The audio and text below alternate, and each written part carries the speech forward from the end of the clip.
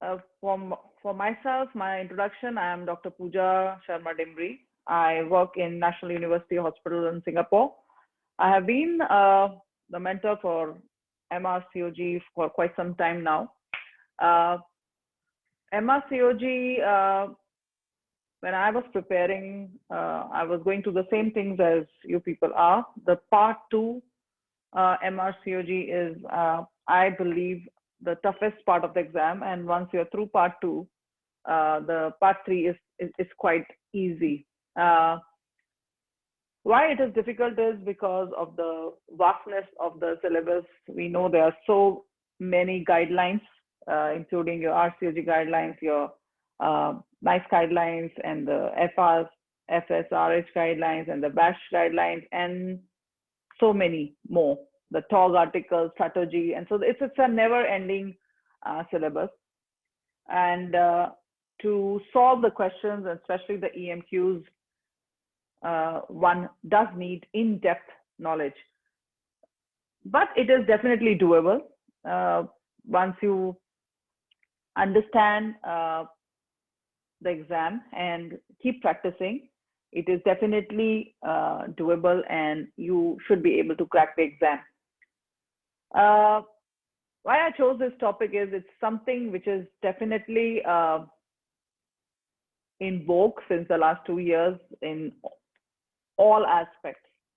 So we do expect that there might be some questions in the form of SBAs or EMQs in the exam. I'm going to talk about now the evidence for COVID is, it keeps changing day by day. You should be knowing there are new studies, control trials going on all over the world. And we know that each few days there is a new paper on COVID, and especially even in pregnancy, and the evidence keeps changing because it's a newer thing, it's a newer disease, and we do not know much about it. In fact, I, with my colleagues in my hospital, I was a part of a paper which was published last year about vertical transmission of COVID in pregnancy, and then the views, when we did a full analysis of various research things available, it was quite varied. And now the evidence says that there's not much of a vertical transmission of COVID. And then I was also involved in a paper which we brought about the vaccination in pregnancy. Again, that came beginning of this year, but I'm sure a lot of changes are happening every day. This RCOG guideline on COVID, which I would talk about, has also been updated. I think the first version of the guideline came in May 2020. That was last year. And of course, many things have changed since then. And now I think it's the 14th version of the guideline, and the latest version has come on 25th of August 2021. So it's the most recent. So it's the beginning of September, mid-September now, but this guideline came 25th of August. By the time you are giving the exam, it may undergo further changes.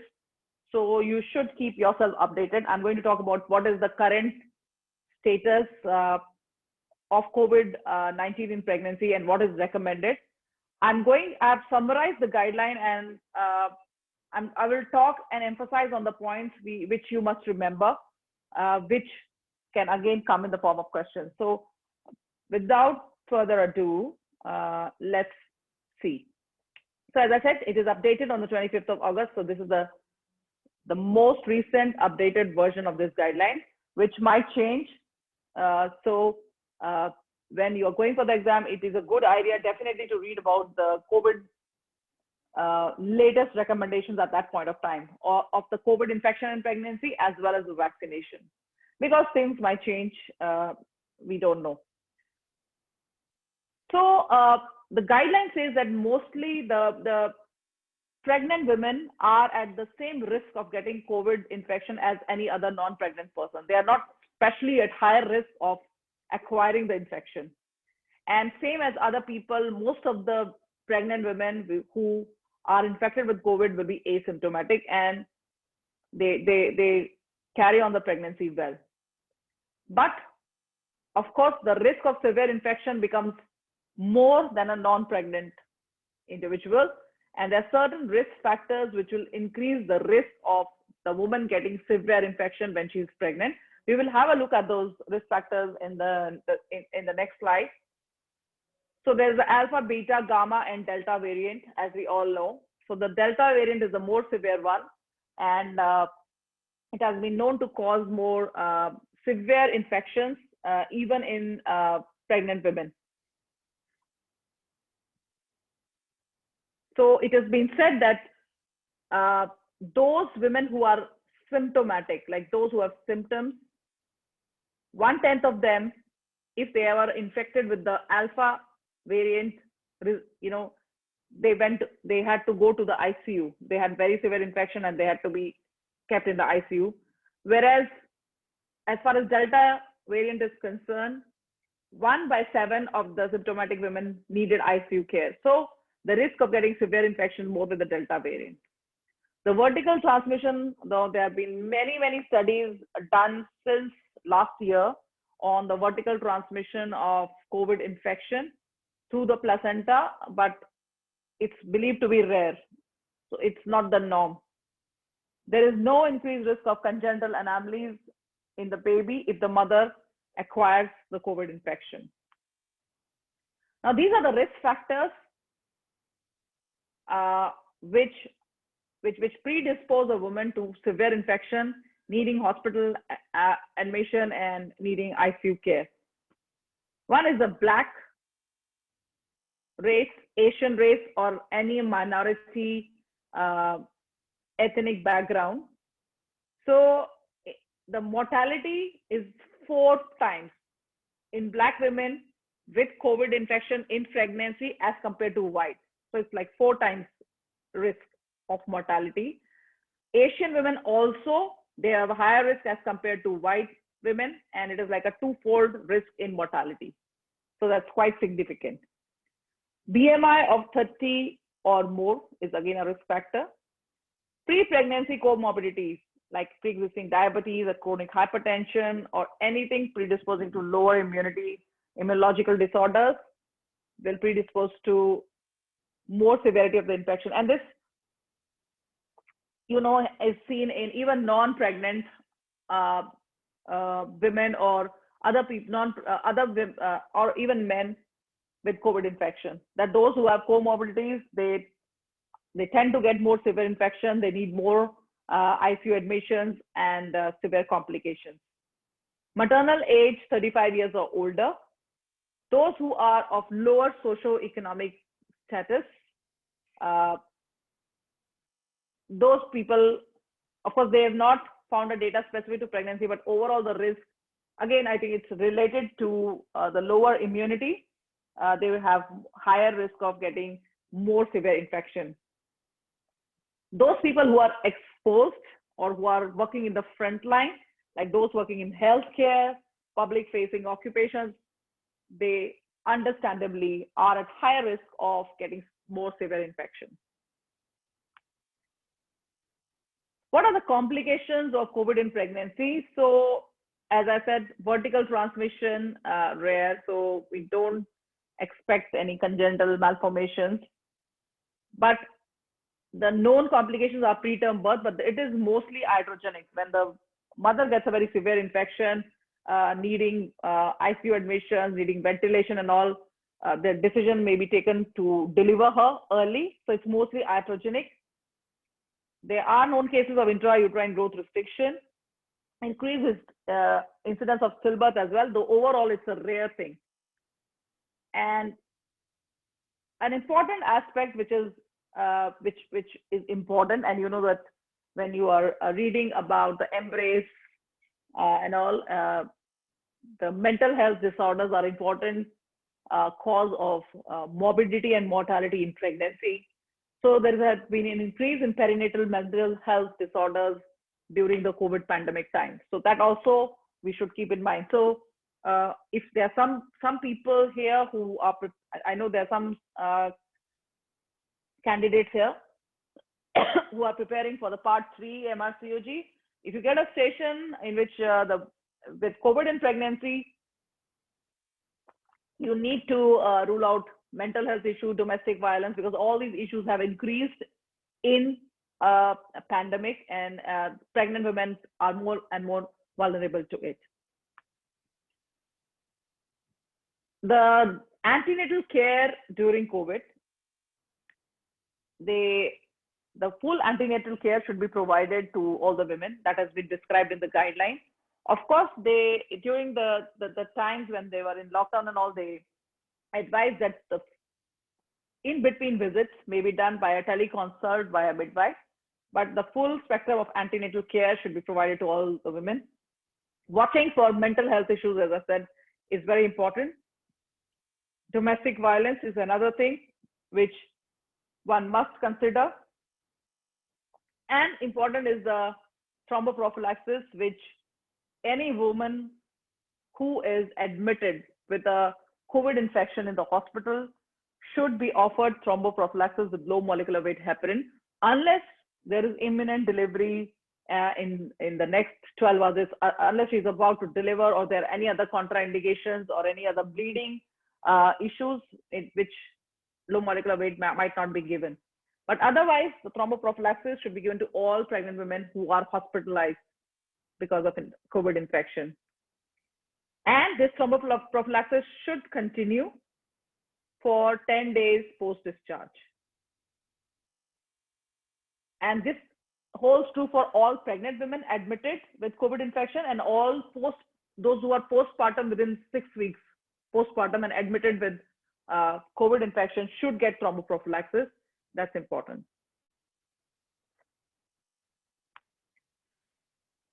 Now for labor and delivery, I'm going to talk about the things which we do differently here. So those who have asymptomatic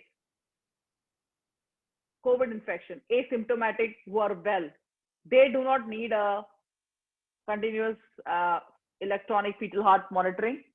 But those who are symptomatic, maybe suspected or confirmed COVID, they should deliver in an obstetric unit. They should have a midwife with them.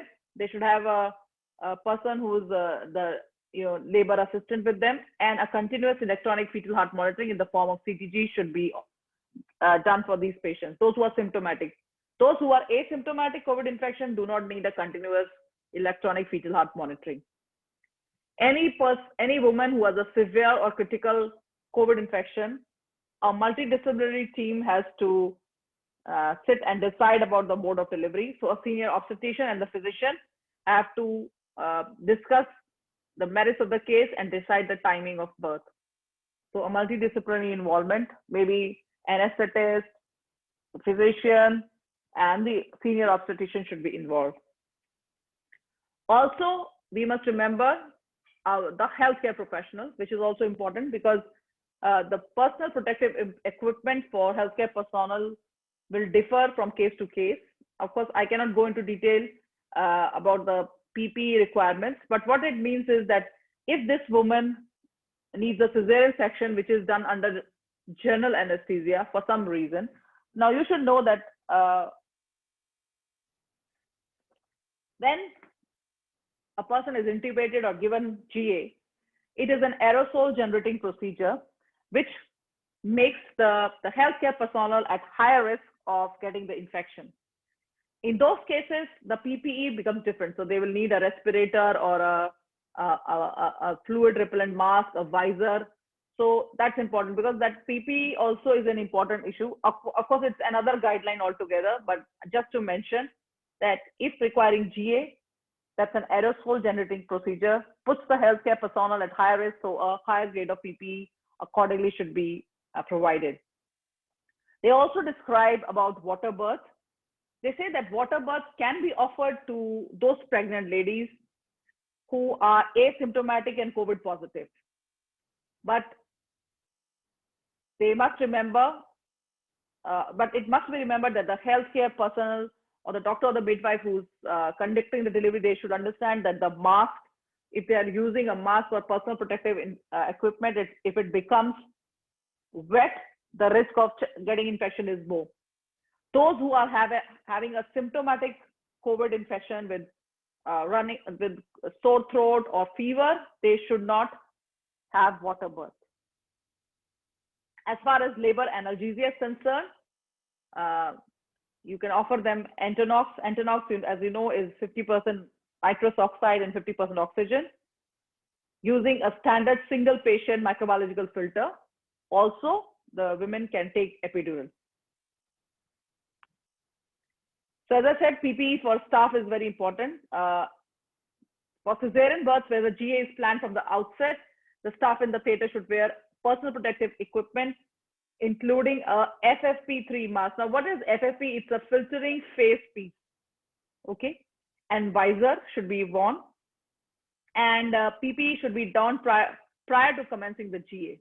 Also, in cases when if you know they are trying spinal anesthesia but it fails and have to convert it to GA, the respective PPE should be provided to the healthcare personnel.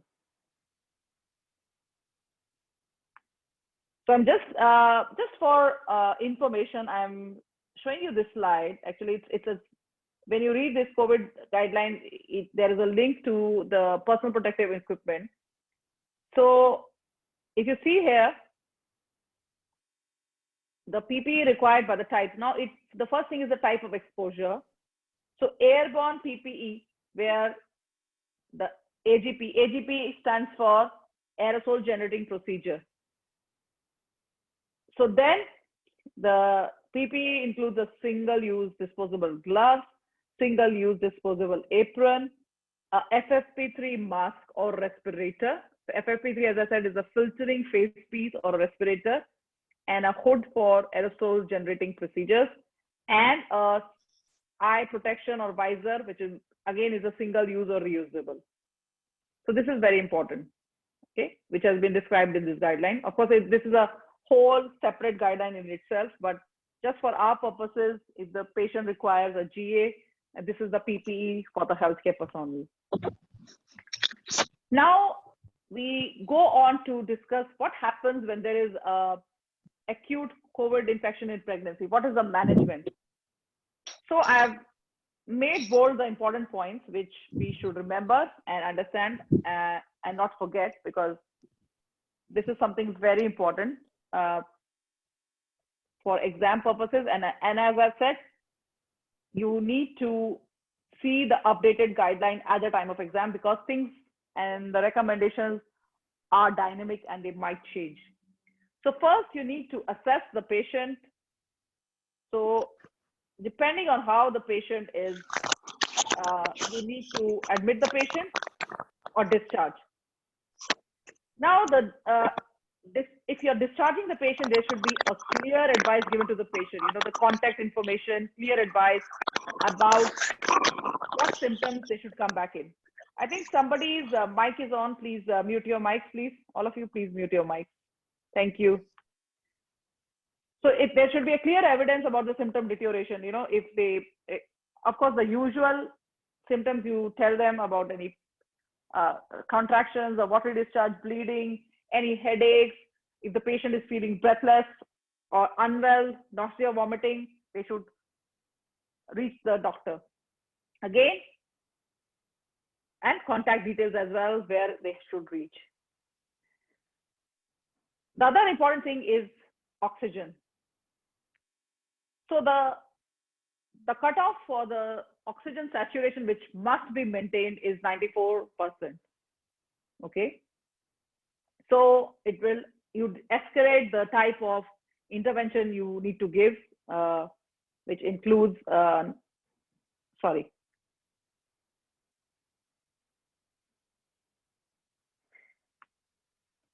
nasal prong mask, CPAP, intermittent positive pressure ventilation, or ECMO, depending on how the severity is. So the cutoff, which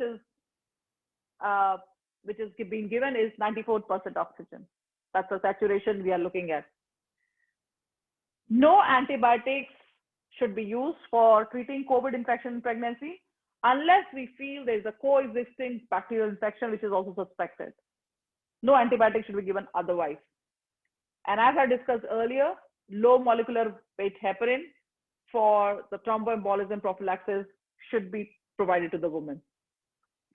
Now, a very important aspect of it is the steroids and what kind of steroid should be given and when the steroid should be given and how long the steroid should be given. So all these things are important. So if the patient needs oxygen to maintain saturation, you should start steroids. Now, what are the steroids given for this pregnant lady? Oral prednisolone, which is given 40 milligrams once daily. And I think all of you should remember these dosages. Or IV hydrocortisone, which is 80 milligrams daily. Steroids should be given for a total of 10 days or until discharge, whichever is sooner. So if you're giving steroids, patient becomes well and goes home, you can stop steroids. If she is there in the hospital for a longer duration, at least give for 10 days and then stop. If this patient also comes preterm and you think she needs steroids for baby's lung maturity, then you can start the dexamethasone first. Okay, dexamethasone, the dose is 6 milligrams twice a day for 4 doses. That means 12 hourly for 4 doses. After the dexamethasone course is over, you start her on oral prednisolone or IV hydrocortisone as above. I hope it is clear. So if the patient doesn't need steroids for fetal lung maturity, you just start with prednisolone, which is oral, or hydrocortisone, which is IV in the set doses. But if the patient needs steroids for fetal lung maturity, first cover her with dexamethasone IV 6 milligrams 12 hourly for 4 doses. And once the dexamethasone dose is over, then you start her on prednisolone and then to make a total of 10 days. Okay, so this is again a very important point. And as we discussed earlier, any severe infection in pregnancy, there has to be a multidisciplinary team review. Whether any escalation or treatment is required because whether any other medication has to be given, or whether there is any need to deliver the patient if she's deteriorating. So that has to be decided by a multidisciplinary team. As I said, the multidisciplinary team will involve the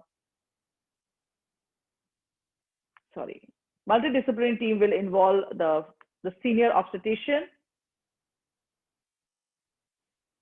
the anesthetist or intensivist if she's in the ICU, of course the physician, maybe infectious diseases specialist may be involved in this care.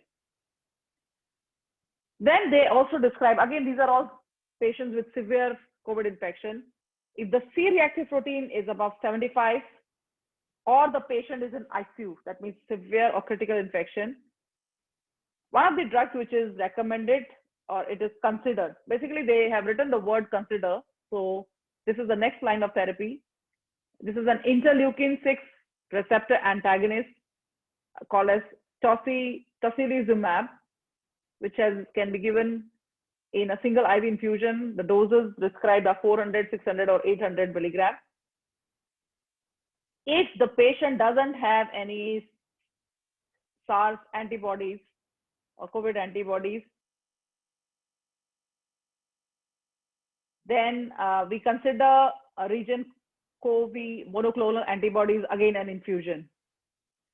There's a question whether COVID patient already on oral dexamethasone. They have not described about the oral dexamethasone, but I think for your fetal lung maturity, you have to give her a IV dexamethasone. It is not the IV dexamethasone, full dose of steroids. Basically, it means that you still are continuing her on steroids. Only thing is the type of steroids, because the dexamethasone and the betamethasone are the known steroids we give, which are considered optimal for fetal lung maturity. So of course, if she's already on some steroid and she has a risk of preterm labor, you can give the dexamethasone and then continue with the steroid as per normal. So you know about the antiviral drug, remdesivir. So they say that you should consider in case the patient is deteriorating in spite of the other measures. So basically, it is a stepwise kind of management which has been described. There is no role of azithromycin, hydroxychloroquine, or the antiviral anti-HIV drugs like lopinavir and ritonavir. So I will go back, and because this is an important part of the management and it is a little confusing. So oxygen, low molecular weight heparin, steroids, and I told you about the types of steroids we are giving. Tocilizumab, if C-reactive protein is high. If no immunity or antibodies against COVID, then monoclonal antibody infusion, and remdesivir if deteriorating. And no role of antibiotics unless there is a suspected bacterial infection coexisting. No role of azithromycin, hydroxychloroquine, or lopinavir or ritonavir. Then next part of this, the COVID infection is about the vaccination in pregnant women. So you remember when the COVID started, the vaccines were not initially recommended for pregnant women, but now I think since last year, the vaccination for COVID women started in the US first, and the UK also now. Many women have got the dosages of vaccine. In Singapore here also, for the last 2 months or so, we have started pregnant women, vaccination for pregnant women. So now it is strongly recommended because as we note that though the risk of them getting COVID infection is as same as any other person, but the risk of severe infection in pregnancy is higher, with definitely mother getting sick in pregnancy also risk to the baby. Can be given any time in pregnancy, so it's irrespective of the gestational age. That's important. The two recommended vaccines for pregnancy are the Pfizer and the Moderna. Now, this is because these vaccines are the ones which was started to be given to the pregnant women, and the most of the studies or most of the data is for these two vaccines. Can be given in breastfeeding as well, anytime again, and those who are planning fertility or fertility treatments also can take the vaccine. They do not need to delay their fertility treatment. Now, the 4 vaccines in UK overall are the Pfizer, Moderna, and the 2 vaccines I've written here, the Oxford AstraZeneca and the Janssen's vaccine. So the Janssen is the latest to be approved in May 2021. So these are the 4 vaccines. Now, these 2 vaccines, the Oxford, the AstraZeneca, and the Janssen vaccine, there have been few cases of vaccine-induced thrombocytopenia, or a VITT, or a VIT reaction. Now, this reaction has been idiosyncratic. That means there is no risk factor which predisposes a person to this complication. It is not associated with the usual risk factors for thromboembolism or for thrombocytopenia. And that is why these vaccines generally are not recommended in pregnant women. The only the exception to this rule is that when the woman has already received the AstraZeneca vaccine, the first dose, then the second dose you will give the same vaccine. But otherwise, the preferred vaccines will be Pfizer and Moderna. Again, there are some incidences of myocarditis and pericarditis following the mRNA vaccines, which are the Pfizer and the Moderna. And actually, 3 days back, I saw a patient in my hospital who had a suspected myocarditis following the second dose of Moderna vaccine. The patient is fine, but she did have chest pain with a high troponin I levels, but she was stable and responded to conservative management and then went back home. But there are incidents of myocarditis, pericarditis. I know these incidences have been found to be more common in the younger males, which was a thing which came up when it was being given in the US. But then even females, young individuals are at risk of these infections, these complications, but of course they are quite rare. So the guidelines say that the vaccination against COVID-19 is strongly recommended, should be offered to pregnant women at the same time as the rest of the population based on the age and clinical risk. So whether pregnant or non-pregnant, the recommendation for vaccine, it stays the same. So pregnant women should be offered the Pfizer, BioNTech, or the Moderna vaccine, unless they have already had one dose of the Oxford AstraZeneca, in which they should complete the course with the Oxford AstraZeneca, as I told you earlier.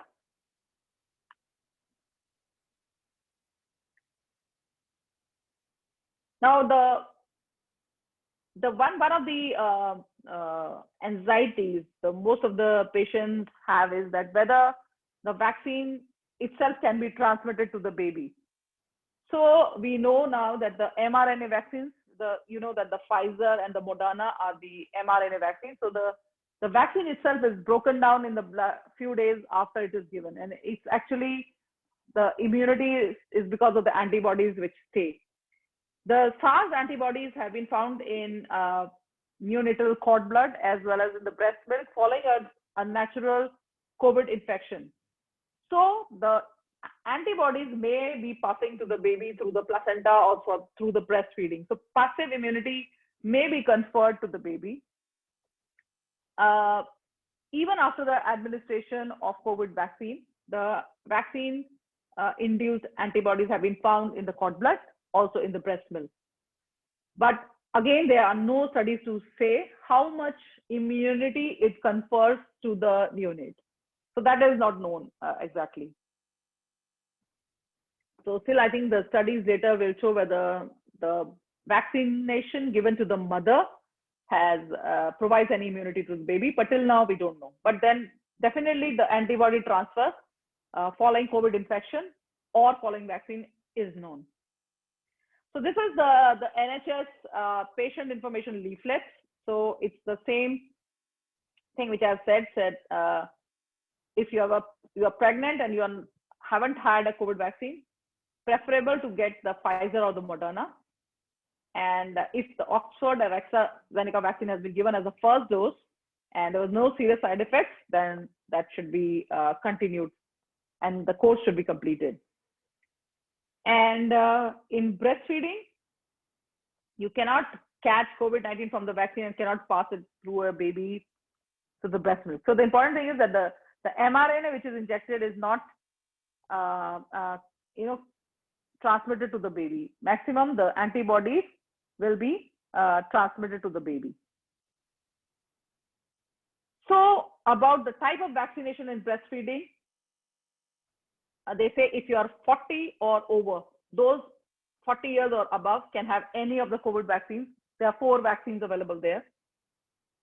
If they are below 40 years, they do not have a health condition that increases the risk of getting seriously from COVID-19, then preferable to have Pfizer or Moderna vaccine, because they found that the rare blood clotting problem or the thrombocytopenia linked to the AstraZeneca vaccine was seen more in younger individuals.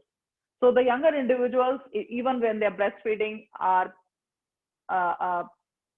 it is preferred for them to take the mRNA vaccines, which are the Pfizer or Moderna.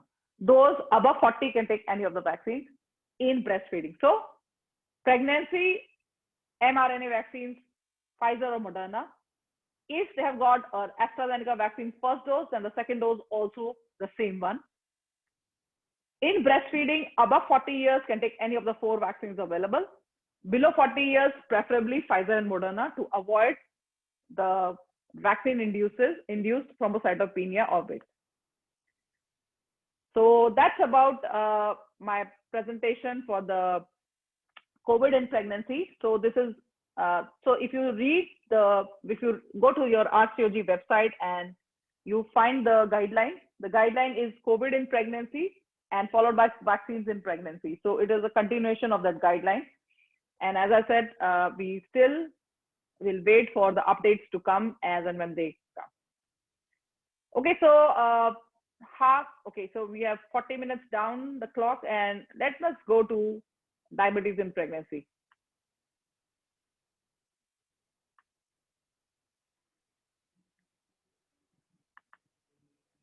So this is an interactive, this diabetes in pregnancy will be more interactive. I will be, so those people, these are very simple questions, but it's just to, it's easier to understand through the questions, the guidelines. So For diabetes in pregnancy, the guideline available is the NICE guideline, as you all know very well.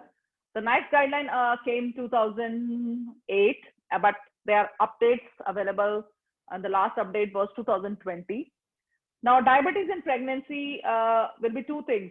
So one is the woman with the pre-existing diabetes in pregnancy, type 1 or type 2 diabetes who become pregnant.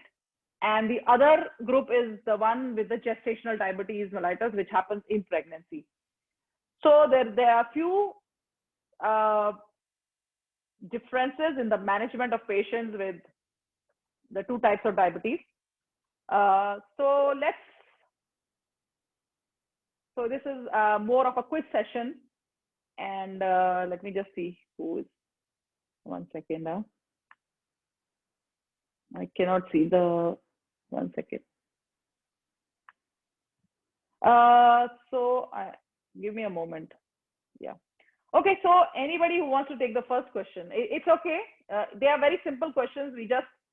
I just wanted to make it more interactive rather than just a lecture, because I think most of the people do know about diabetes. So you can just type on the chat if you want to take this question. It's very simple. It's very basic questions.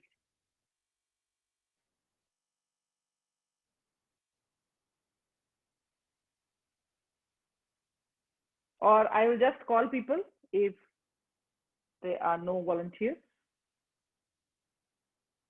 Give me 1 moment.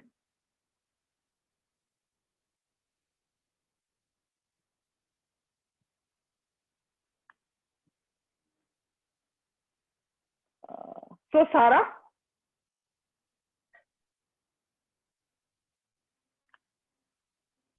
this Sarah, can you see the screen? There was a question in the chat which I read. Number of days post vaccination. It is very variable. Unable to see the screen. Cannot see? Yeah. Nobody can see my screen. 1 second. Let me just. Yes. Yes, Pooja, we cannot see the screen. Okay, let me just come back. Yes, please. Now can? Yes, okay. Now it's okay. Okay. Perfect. So who's talking? Sorry, Sarah. Who's? My dear Dr. Zaid. She's Yes. joined this session, and she wanted me to summarize the COVID the guidelines for her. And that was so good of you, Pooja. I really appreciate it. Seriously, I've never read this guideline before, and truly I enjoyed that how you summarized in just like half an hour or so. So it's Yeah, I think thank you so much. a good thing for all of us. I think Zab I know since my part 2 preparation days, and she was the one who guided many of us, including me, for this preparation. No, don't say that. We We used to study together. Yeah, it was great, and it's a long association with her, and it's lovely to see her here. Exactly. I think more Okay. than 6 years now. Yeah, that's Exactly. great. That's amazing. It Yeah. It is. Thank you for joining here. Okay, so Sarah. Yes. Sarah, you can unmute yourself. Yes, ma'am. Hi, Sarah. Where are you talking from? Where are you from? I am from India, ma'am. I'm in a state called Karnataka. Okay, great. I know about Karnataka. I've stayed in Karnataka. Okay, I'm in Bangalore. I've stayed in Bangalore for some time. So welcome to the session. So let's play this question answer session, and this is the question for you. So all of you can read and think about this question. Do you want me to read it out, ma'am? Or just answer it? Okay, let me read the question and then you can tell the answer. So as I said, there are two kinds of diabetes. One is a pre-existing diabetes and one is gestational diabetes. So this question is about a lady who has a pre-existing diabetes, and she has come for a preconceptional consultation for you, and she wants because the GP told her that she needs to control blood sugars before pregnancy. So What is the cutoff for sugars we are looking at? B, Sarah. ma'am. Fasting 5 to 7 and pre-meal 4 to 7. Okay, very good. So that's the correct answer. So I know most of you know this answer, and I see a lot of B's here. The idea is to tell like what kind of question may be formulated. Of course, these are simple ones, and the questions become more and more complex, and the EMQs are more complex. I've not kept the EMQs here because it's very difficult to read the EMQ on the screen because the EMQs are very long. But yes, so this is something which we need to remember. So Sarah, tell me, a patient comes for preconceptional counseling. So what do we need to do? Type 1 or type 2 diabetes coming to you in the preconceptional clinic. One is we have to obviously assess her history of disease. Like if she's type 1 diabetic, to look for whether other systems are involved, and if she's on other disease modifying drugs, like if for nephropathy, etc., which would have to be converted. Look at what drug she is using for her diabetes. So, I mean, type 1 would be on insulin, but if she's a type 2 and she's on other oral hypoglycemic agents, we would have to convert it to insulin, and advise on diet and lifestyle, give her folic acid, and then keep these cutoffs, have an HbA1c less than 6.5%. And I mean, type 1, you want to have retinal screening done as well, if not done recently. And I think I'm missing something. Okay, so basically what Sarah is saying is that we have to assess for her fitness to get pregnant. So that will depend on, one is the blood glucose levels, and that includes the HbA1c and the glucose monitoring. So HbA1c, we say 6.5, then the glucose levels, fasting and pre-meals cutoffs are 5 to 7, and pre-meals, sorry, the fasting, the first morning sample is 5 to 7, the other pre-meals like pre-lunch and pre-dinner 4 to 7. And then see for any complications which have happened. One is the kidney, of course, the eye, or that's a screening for retinopathy. And then then you have to guide her. Of course, folic acid 5 milligrams. So you give a high dose of folic acid for diabetes in pregnancy to prevent them for developing prevent the neural tube defects. And that 5 milligram folic acid has to be continued till 12 weeks of pregnancy. So that's again starting preconception. Okay, let me go to the next person. Who's the next person? So I see many names here who answered. Anybody wants to take the next question?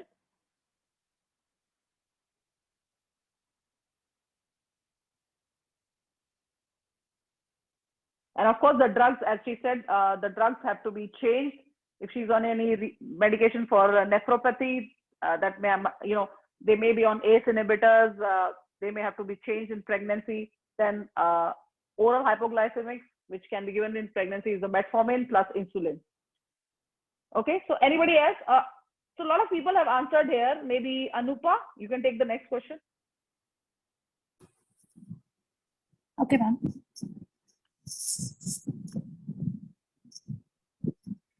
Okay, so which is the rapid acting insulin here?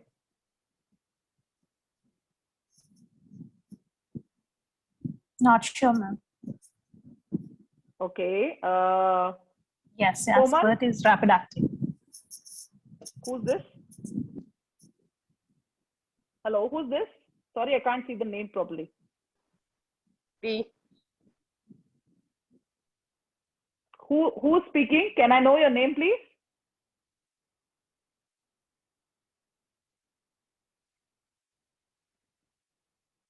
Okay, yeah, the answer is Aspart. The aspartame or Aspart is the short-acting insulin. Nova Rapid is the short-acting insulin. Rest of these, the Glargine, the Detamir, and the Isophane are the long-acting insulins. Okay, so Aspart is the short-acting insulin here. Now, we will use this insulin in deciding the dose, type of medication the patient has to take, and then we will discuss the mechanism behind it. So, okay, Ahmed. This is another lady who has come to you in the booking visit.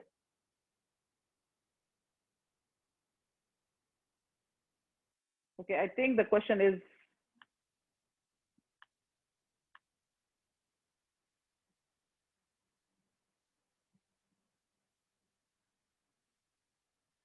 Okay, Shilpa.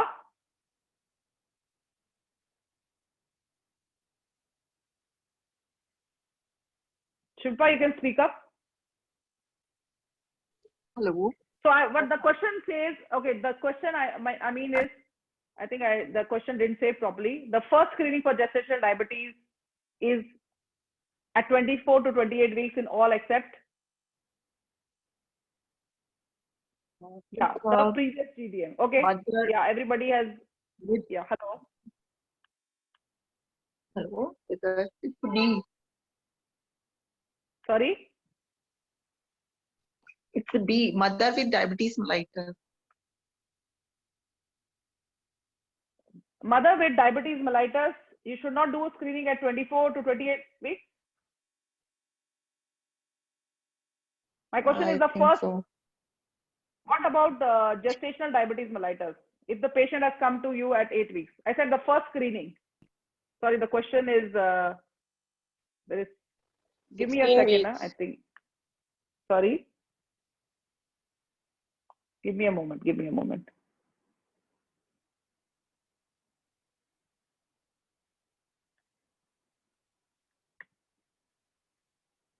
Just give me 1 second, you know, and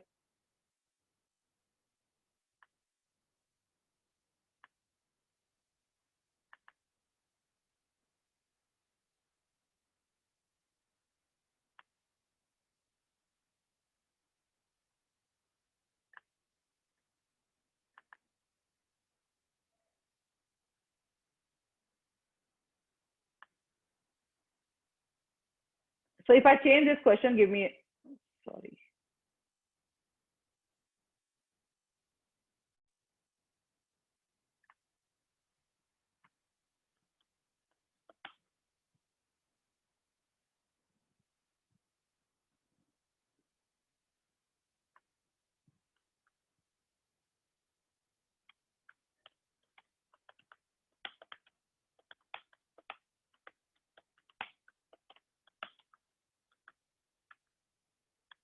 Okay. So what is the answer for this?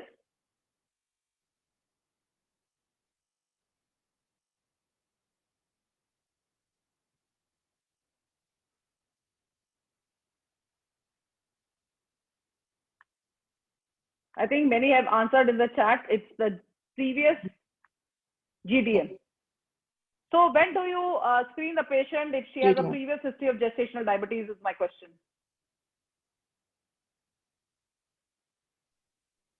And booking. Yeah, so as soon as possible after the booking visit is when you screen this patient, right? If they have a previous history of gestational diabetes mellitus, the type of test, the values remain the same. Yes. Those with other risk factors like first degree relative with diabetes mellitus, previous macrosomic baby, weighing more than 4.5 kg, BMI more than 30, all these all these people you will screen at normally at 24 to 28 weeks. The important thing to remember is if in this patient she comes to you and at the 8 weeks or the booking visit OGTT is normal, then you should repeat another one at 24 to 28 weeks. That's the important thing. Okay. Okay. So I think I have lost my other question. Just there is some problem. Just give me 1 moment. I am just searching for my questions. I had few more questions there. Just give me 1 moment. I'll come back.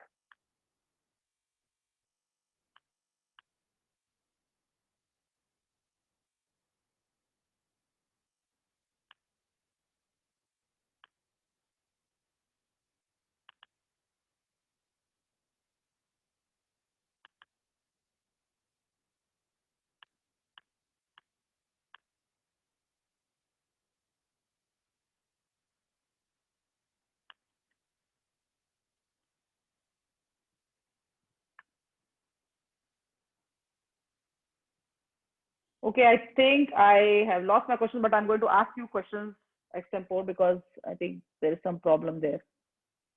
It has not been said. Okay, somebody has written 16 weeks. Then up. Yes, ma'am. Why 16 weeks? Ma'am, because they are at much higher risk. Recurrence is higher in GDM, so we should investigate them early. That's fine. It's early, but I don't think specific. I know earlier when we used to do it between 16 to 18 weeks was the early OGTT.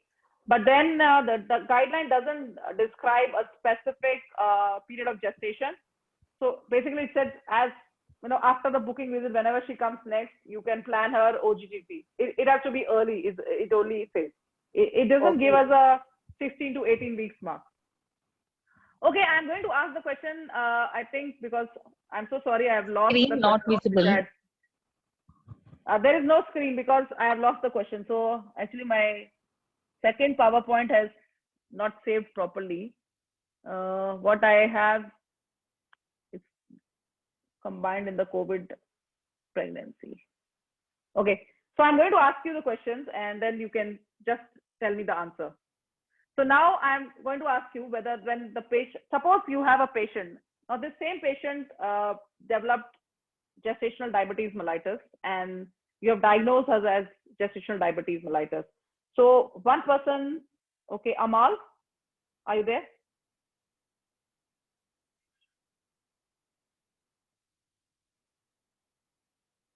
Deepa?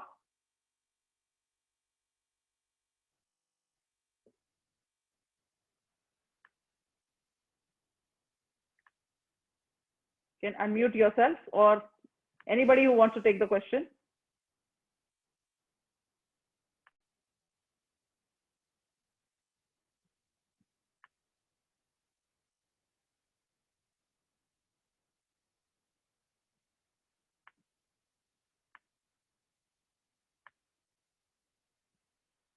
Anyone?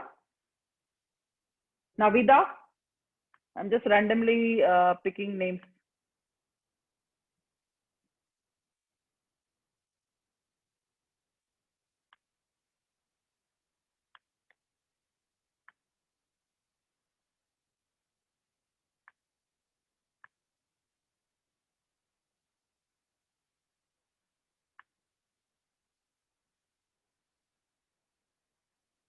Komal, you want to take the question? Shilpa, anyone?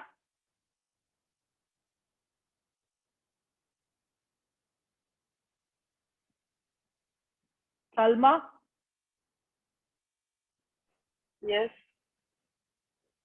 So Salma, I have a Hello. question for you. Yeah. Can you hear me? Yes. Salma, where are you from? I'm from UK. Okay, okay. Nice to see you here. So Salma, you have a patient who is gestational diabetes mellitus and she comes with you. So you start her on diet control and exercise. You give her 2 weeks time. So you did her OGTT at 26 weeks. So at 26 weeks, you found that she is gestational diabetes. Now she is coming at 28 weeks. And then now you see her sugar profile. Okay, so she has done the 7-point scale. So first let us know what is the 7-point scale for pregnant women. What is the 7-point scale? 7-point scale. Yeah, what are the 7 values of glucose you will measure to monitor the diabetes? Yes. So that means after 2 hours, it will be, the normal will be that 6.4 to, no, it will be. No, yes, I mean, 7. What are the values you are testing? What time do you tell her that you have to do the sugar testing? All right. Okay. So at home, she will do that fasting. Yeah. And Okay. pre-meal, after meal. That means before lunch and after lunch, and also at night before meal, after meal. She will take. What about what is after meal? How long after meal? 2 hours after 2 hours she will take again. Is it 2 hours? Sarah? Yes, 1 hour. 1 hour. So that's important because we are fine. not, yeah. So Yeah. you are right. So you say 1 hour, sorry, Yeah. the fasting, pre and post meals, pre-breakfast, pre-lunch, pre-dinner, post-meal, 1 hour sample, and a bedtime sample. Yeah. That's a 7-point scale, correct? Yeah. So though they are, of course, Sarah says 1 hour and 2 hour cutoffs are there, but what is mentioned, I'm talking about the guideline because here we do 2 hours, but in the guideline says 1 hour. So now, what if now this patient has come to you with a 7-point scale, and what you see is that her fasting, that is the morning one, and the pre-meals are all high. The post-meals are within the range. What insulin would you start for her?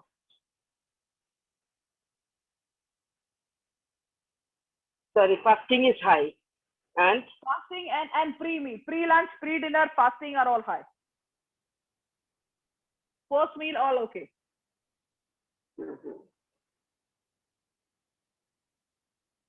So that means we'll give her that that after meal we'll give her this insulin. That means she's fasting at the fasting is fasting is high. Okay, so that means at night after meal we'll give her this insulin. Which insulin?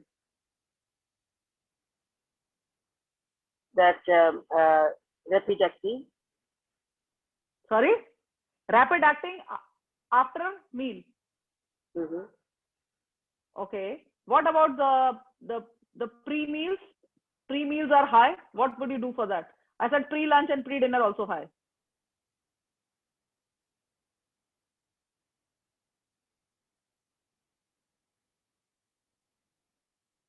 I think yes. Sorry, maybe I'm confusing. Yeah, that question came also in our part 2 exam. Yes. So, Okay. Yeah. Yes, I can remember. Yes, it came. Yeah. So it is because if she after meal if sugar is high. Pre-meal. In the After morning, meal is okay. After meal is okay. Only pre-meals are high. Fasting is high. So fasting, if it is fasting is high, so at night when she sleeps, okay, so that means it should be work for a long time, isn't it? Then in the morning, it will be okay, it will be normal. But normal morning is high, so that means you have to give her something insulin that it will work for a long time. Yes, correct. So you need a long-acting insulin. Long-acting at insulin. Night. Yeah, Yes. at night. To And take care of short the fasting. Okay. And also the short acting we can give her in the daytime. That to make when her. Will you give the short acting? When will you give the short acting? That means after the lunch we'll give her after lunch after breakfast. After breakfast we'll give her, and also that after lunch also. Okay, let me go to somebody else. Zainab.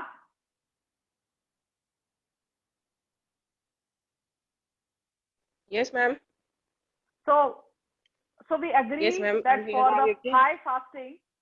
the high fasting, you give a long-acting insulin at bedtime, correct? Yes, ma'am. Because we What need about the pre-meal high control pre-meal? over here. Sorry? Over here, her post-meal sugars are controlled, so we need pre-meal control. Long-acting is for about 24 hours, that single dose, but it's based on patient's body weight.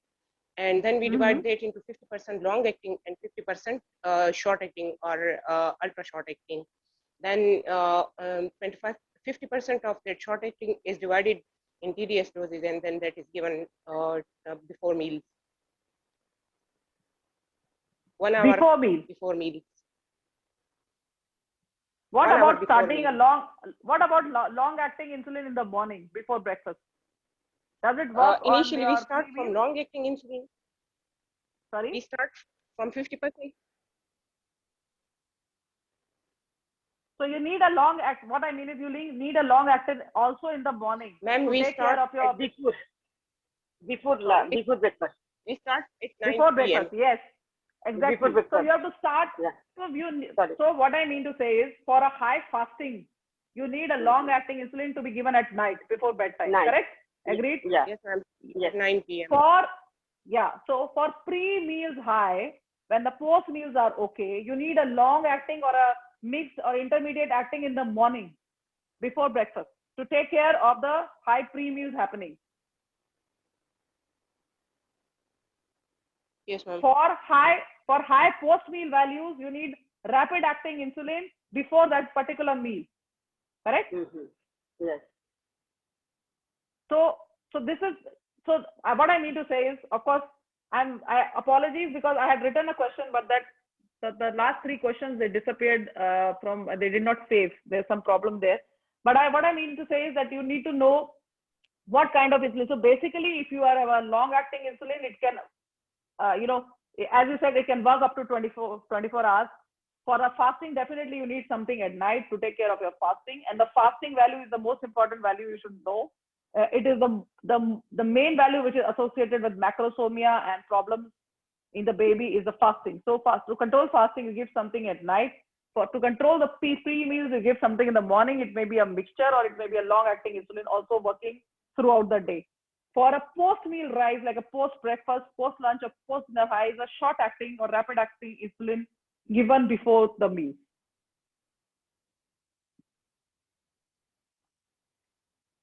And the 7-point scale, you need to remember, it is a 1-hour value, which we have seen, and a bedtime value, and the pre-meals. So 7 values: pre-meals and post-meals for your 3 meals, breakfast, lunch, and dinner.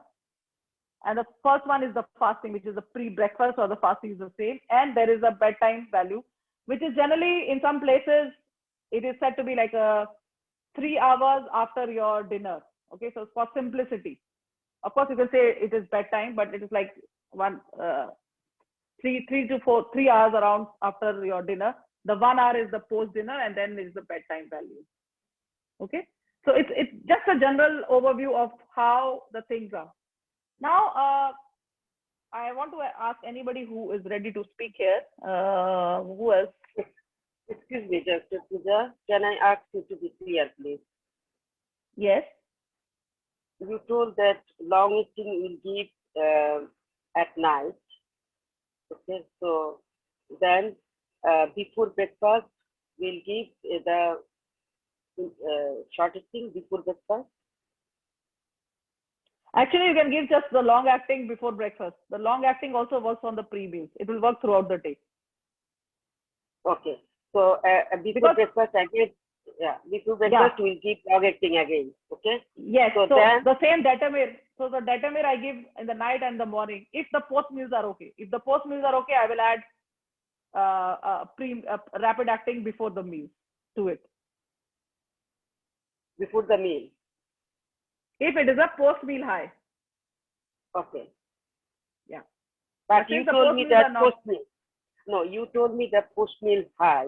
In this case, the post meals are normal, so we don't need the rapid acting before the meal here. If it is staying normal.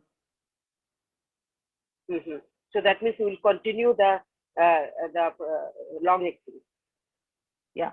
So another question I want to ask, which is mentioned very specifically, is that if the patient how often you are doing the monitoring also will depend on what kind of diabetes and what is the severity of diabetes. So the patients, suppose there's a lady who comes she's a gestational diabetes mellitus, and she's only managed on diet and exercise. Now, how will you monitor her sugars? The same person comes at 26 weeks, does a OGTT, which is abnormal. You diagnose gestational diabetes mellitus. You advise her, she meets with a dietitian and exercise. 2 weeks later, she comes and her sugar profile looks okay. Then what do you do? How often are you going to monitor her?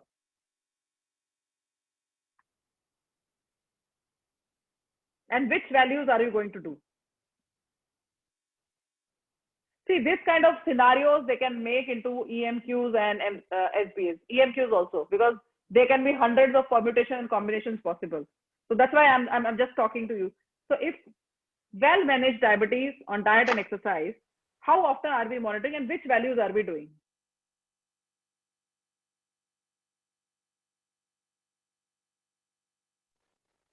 Yes, ma'am, 4 times a day. Which ones are those? Which are those values? Which are those 4 values? Ma'am, fasting and 1 hour after each meal. That is after breakfast, after lunch, and after dinner. Very good. So we are doing the fasting and the post meals for this lady, and they say they have to do it daily, correct? Every day. Ma'am, if values are well controlled, then we can do it weekly as well. The guideline mentions daily. We can do it weekly or twice weekly, but the guideline mentions daily. If you read the nice guide, because I was also surprised to read the guideline that they are wanting them also to do daily, but that's what it is written. Okay. It's not written 3. I know people are saying 3 times. I also do it 3 times a week or 2 times a week for my patients, but the guideline says daily. If they are managing diet and exercise, or they are only on metformin or just a single dose of insulin, so well controlled ones on a single dose of insulin, then you are doing daily fasting. And yes, as Sharafat says, correct. So it's daily according to the guidelines, but you do 4 samples, that's fasting and the post meals. Whereas if the patient is on multiple doses of insulin, or she's type 2 diabetes mellitus, then you are doing pre-meal, 1 hour post-meal, and bedtime. So all 7-point scale and daily. All 7-point scale daily for type 2 diabetes, GDM on multiple doses of insulin. Whereas if there is a type 1 diabetes, they also are doing everything. So all the type 1 and type 2 diabetes, type 1 diabetes, obviously they will be on insulin. So anyways, they do daily all 7-point monitoring. Type 2 diabetes, if they are on multiple insulin injections, or even the gestational diabetes and multiple insulin injections, all the 7-point daily. Only those who are gestational diabetes only on a single dose of insulin or only on metformin, and even the type 2 diabetes who are managed well on a single dose of insulin or metformin, oral hypoglycemic, then they can be doing 4 values per day. That's the fasting and the 1 hour post meal. Yes, correct. So this is the difference of the monitoring. But it is very actually it is very surprising to me that they are saying daily, like the whole pregnancy they are going to do a daily 7-point scale. But this is what is in the guidelines, so we just follow that. And the cutoff, the target blood glucose values. Anyone?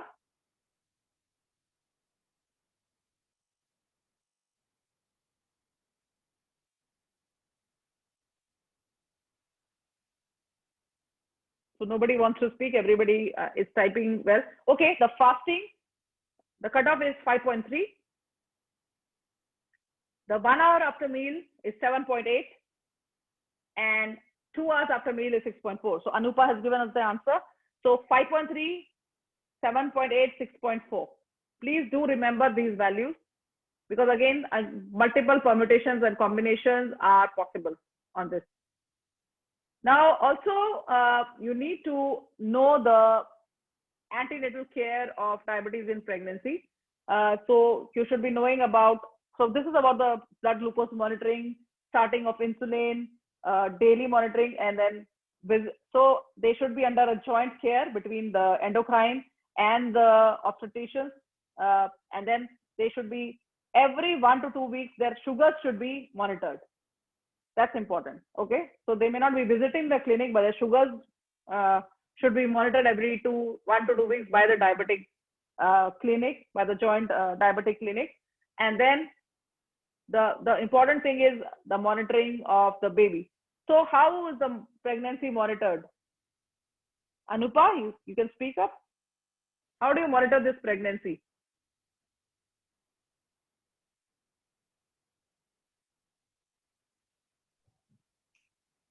So patient will be attending the joint diabetic clinic Yes. regularly on a daily basis.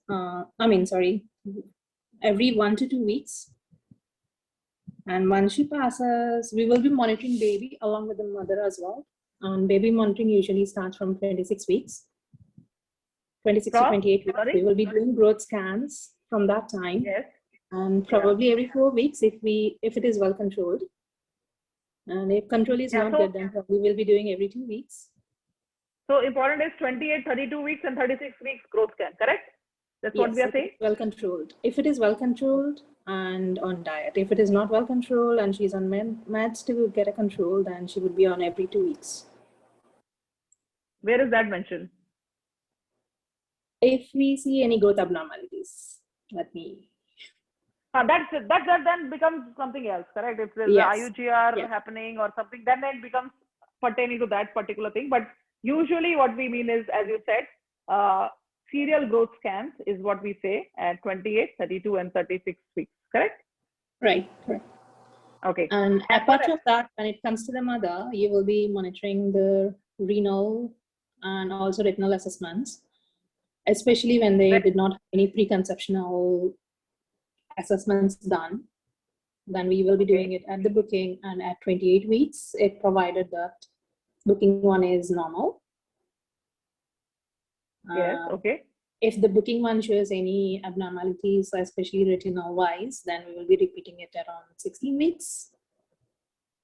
Yes. Then what about HbA1c level? Only at the booking, usually. It's not going to help much in the management of the patient. It doesn't, of course, we don't monitor the blood glucose based on the HbA1c, but I think you, in the pre-diabetics, you do HbA1c every trimester or so. You do monitor them by the HbA1c. Of course, you're not using it to change your doses of insulin or stuff, because for that you are doing the daily monitoring, but you do, in the pre-diabetics, of course, you do the HbA1c in the pregnancy as well. Then what about the retinal assessment? Well, at the booking, if it's not done preconceptionally within the 3-month period, once they're already pregnant. Yes. And also, if we see any abnormality, then we repeat it at 16 weeks. If we don't see anything, then they get repeat at 28 weeks. Okay, good. What is the timing of delivery? For insulin-dependent diabetics, if the growth and everything is completely normal, uncomplicated, otherwise, then we will be going by 38 weeks, especially type 1 and type 2. And GDMs, you could. So 37. From where? What is the timing of delivery for a type 1 or type 2 diabetes? 37, 38. Yeah, 37 to 38 plus 6. 38 plus 6. Yeah. And GDMs, you so could go either induction. 40 plus 6. Yeah, so induction of labor or cesarean section, whichever is indicated, from 37 weeks to 38 plus 6. Again, it will depend on the sugar control. If the sugar is very uncontrolled, then maybe that's nearer 37 weeks. Correct? Yes. Yes. And because this kind of scenarios may come, the patient with very good control, baby growing well, no macrosomia, you may go on till 38 weeks plus, correct? For those cases. Otherwise, if the macrosomia is developing or there is a uncontrolled diabetes, you may deliver at 37 weeks once you attain maturity. So it will depend on the scenario. What about GDM? Deliver before 40 plus 6 weeks. Yeah, so GDM can go up till just before 41 weeks. If they're well controlled on diet generally, you can go on till 40 plus 6 for the gestational diabetes. Whereas for the type 1 and type 2, generally before 39 weeks you deliver them. And when do you deliver them will depend on the control of diabetes. So you can go on till 38 plus 6. But if it's very uncontrolled, I think you just deliver after 37 weeks. What are the risks of diabetes in pregnancy? What other thing? Okay, in the antenatal care, anything? Usually a miscarriage is the primary risk. And as they advance in pregnancy, there is a possibility of intrauterine device, unexplained reasons. And also shoulder dystocia, if they have any macrosomia, even if they doesn't have macrosomia, diabetes itself is a risk. IUGR? IUGR, polyhydramnios, Because large for especially gestational. especially the long-standing diabetes can have placental insufficiency, correct? So they are at risk of developing IUGR on one end and the macrosomia on the other end, correct? So they do have risk of growth restriction also, correct?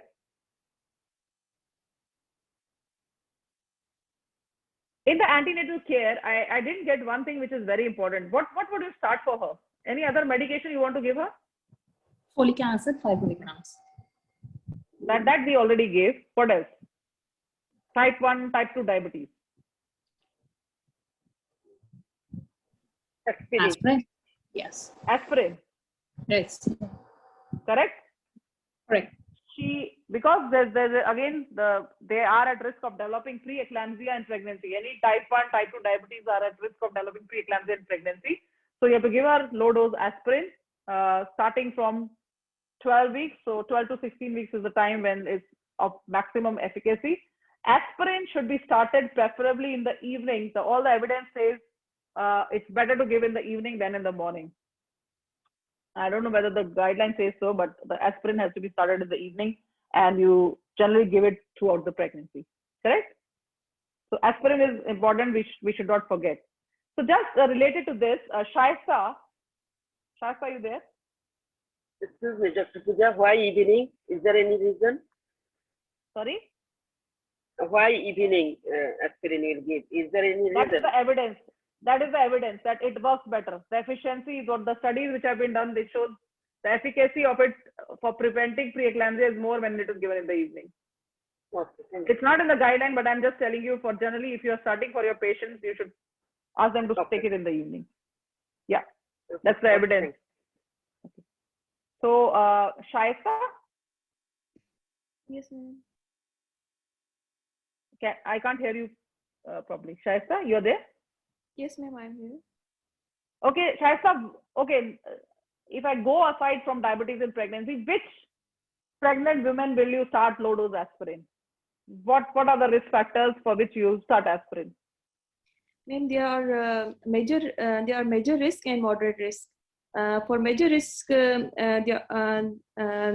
patients who have like chronic renal disease, who are hypertensive already, who have antiphospholipid antibody syndrome, SLE, they are high risk patients. So if one risk factor is present, we have to start aspirin. And there are moderate risk factors. If two moderate risk factors are present, again we have to start aspirin, and they include if patient age is more than 40 or more than 40, she's primary gravida and having macrosomia, if family history of preeclampsia, I forgot one or two things, I think, and multiple pregnancy. Yeah, multiple twin pregnancy. Yeah, ma'am. Multiple pregnancy. Yeah. Yeah. So these things are very important. We should because again these can come as questions. So anybody with a chronic disease like chronic hypertension, chronic kidney disease, renal disorders, type 1, type 2 diabetes, immunological disorders like SLE, antiphospholipid antibody syndrome, previous preeclampsia, all should be started on aspirin. Minor risk factors, maternal age, BMI, multiple pregnancy, family history of the hypertension. These all will be, if the 2 or more risk factors, should be started on aspirin, low dose aspirin, which is a 75 milligram. So basically the low dose aspirin is 75 to 150 milligram. In UK, the tablet available is 75 milligrams. So it's 75 milligrams daily, continue throughout the pregnancy. This is to reduce the risk of developing preeclampsia.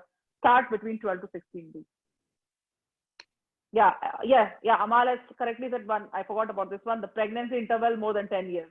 Long pregnancy interval, BMI more than 30, twin pregnancy, primary gravida, age more than 40 is all the minor risk factors. So 2 or more minor risk factors, start aspirin. So any scenario which you have in your question, in your EMQs, do remember that the aspirin is important as well. So it may come as an SBA, like, this patient has this risk factor, which patients you may want to start aspirin, or it can be a complicated scenario and one of the choices may be, to starting aspirin. So that also we should remember. Okay, that's okay. So this was just some questions or scenarios for diabetes in pregnancy. Apologies that my questions disappeared, but I think just to give you an idea of like what kind of questions can be formulated. Of course, all of you know the guideline. It's only that in these kind of situations, like guidelines like diabetes and high blood pressure, these are very common, very important topics. So all the smaller details and all the smaller values should be remembered. So if it's a more rarer condition, you might not remember the values, but things like common and important complications like these, you should know all the values, all the blood glucose values, the timing of delivery, the timing of ultrasound, and and all the cutoffs like of the OGTT. All the things should be remembered. When you have to do the OGTT, it's very important. So all these things should remember. So anyways, I think we have, it's time now. Thank you all for joining this session. I hope it was useful to you. So you should read about the COVID vaccination in pregnancy, COVID infection in pregnancy and vaccination as well. And whatever updates are there, we will try to post in the part 2 group if there are further updates on that. So thank you all for joining. Take care and good night. Thank you.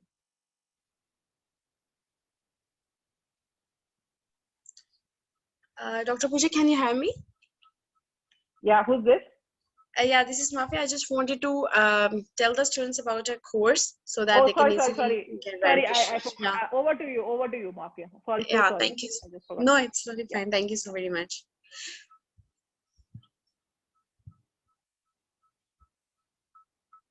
Okay, I will just stop share.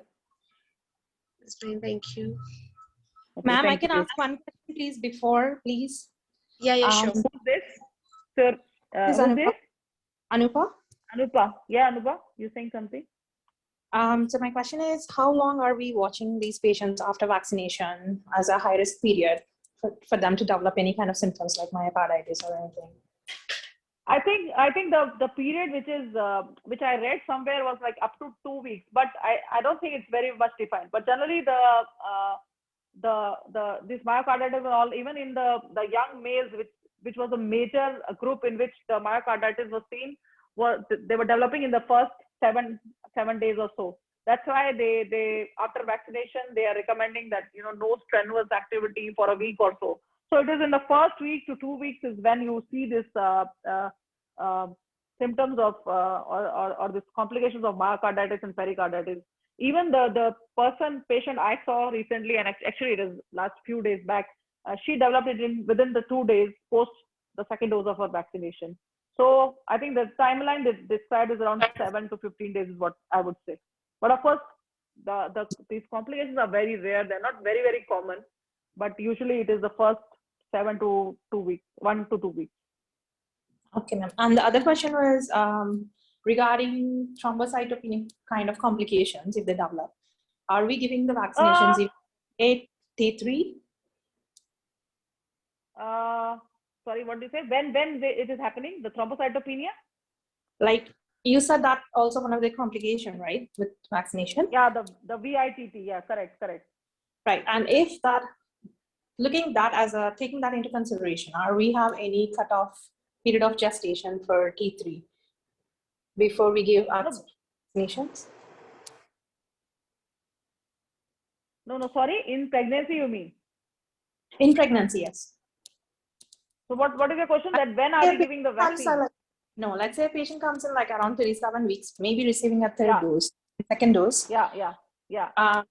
Let's say they have a complications and they can develop complications and they are close to delivery time. Yeah. Are we still going to go ahead and give the vaccination, or is there any recommendations on cutoff period of gestation? No. There is no recommendation to not give the vaccine, to stop the vaccine if they have reached the term. So nothing like that. Of course, there are some recommendations, though it is not in the guideline here, is that before elective surgery for 2 weeks, you should not be giving the vaccination. But nothing to say in pregnancy, that if she's reached 37 weeks, we should delay the vaccination. Because they are saying, irrespective of the gestational age, you do give the vaccine. So there's no recommendation as of now. Okay. Thank you and so as much. far as the thrombus, just a comment that as far as the thrombocytopenia is concerned, it is mostly with the other two vaccines, which anyways we are not recommending in pregnancy. Yeah. So of course it still is the coagulopathies have been seen with the other vaccines, but it's mostly this thrombocytopenia has been seen with the AstraZeneca vaccine, which they are not recommending in pregnancy as of now, not with the Pfizer and Moderna generally. Okay. Okay, ma'am. Thank you so much. Thank you, Anupa. Thank you so much. Bye-bye. Good evening, ma'am. I have a doubt. Yeah, hello, ma'am. Yeah, this is Yi here from Malaysia. I was wondering whether is there a cutoff point for parents to conceive after completed 2 doses of vaccine? Is there like cutoff point whether they can 2 weeks later? No, nothing like that. They can start? Oh, okay. No, because they even say that if the person, if the woman is undergoing fertility treatment or ART or IVF, they don't have to give any gap or stop vaccination before they plan to conceive.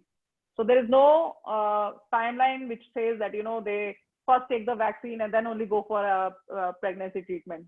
Till now, there is nothing like that. They say irrespective of whether you're planning for fertility or you're pregnant or you're breastfeeding, you can go ahead and take the vaccination. This is the recommendation as of now. Of course, as I say, the things might change and new things come up. They keep changing, but right now this is the thing that is irrespective of whether they are taking fertility treatment or they are pregnant or breastfeeding. Thank you, ma'am. Thank you, Zen. Okay, over to you, Mafia. Thank you so very much, Dr. Pooja. So first of all, myself, Mafia from the team Med Exam Expert. I'm the course manager of the team Med Exam Expert. So first of all, I just wanted to tell you about our MRCOG 2 course, which we are starting nearly in the mid of September for January 22 candidates.